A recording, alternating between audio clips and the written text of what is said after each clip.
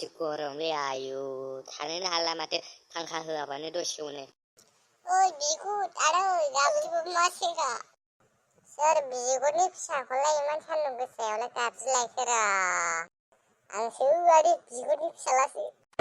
गरम बोथोरफोराव गोदाव सोराव मा सान्दुं सानफ्राम बेरायलाबायो नोंलाय फाग्ला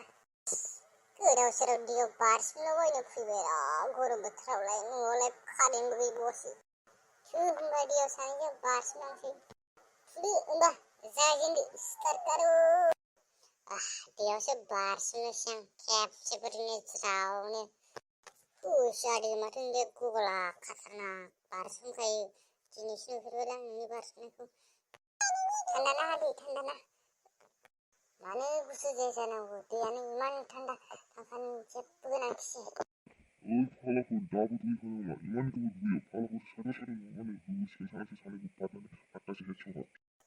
आयु माथो नोमफासो फैबायलै आयु खारद'